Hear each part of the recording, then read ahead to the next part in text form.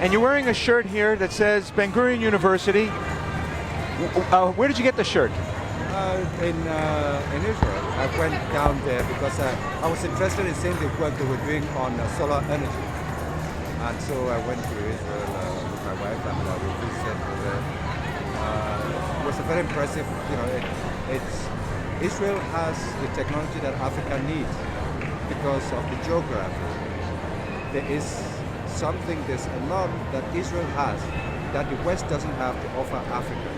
So it's surprising, yes, but many people don't realize that Israel is more useful to Africa than the Western world is to Africa in terms of technology and economy.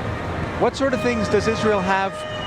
What sort of things does Israel have for Africa that the West doesn't have? Solar energy. Israel is far more advanced in the form of solar energy that is useful to Africa. You see, the European climate, the American climate is different.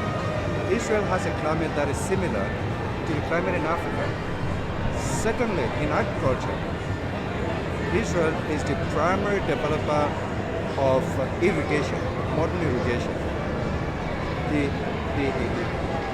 success that Israel has had in developing food production in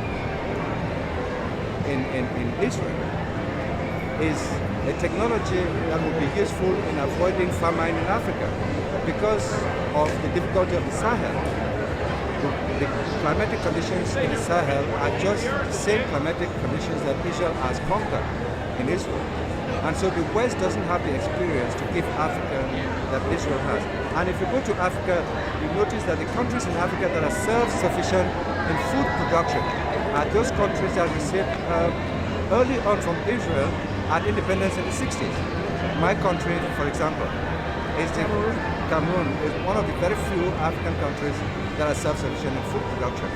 And early on at independence in the 60s, Israel had a lot of technical advisors, and Cameroonians were sent to Israel to train in agriculture.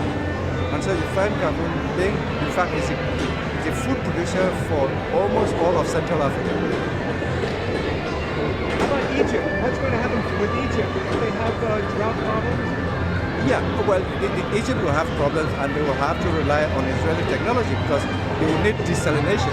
The countries that are on the Nile, like Ethiopia, like Tanzania, like Kenya, they are all asking for more of the waters of the Nile, more than the Egyptians can receive, because in fact they are at the source of the Nile, and so they actually control the amount of water that Egypt has.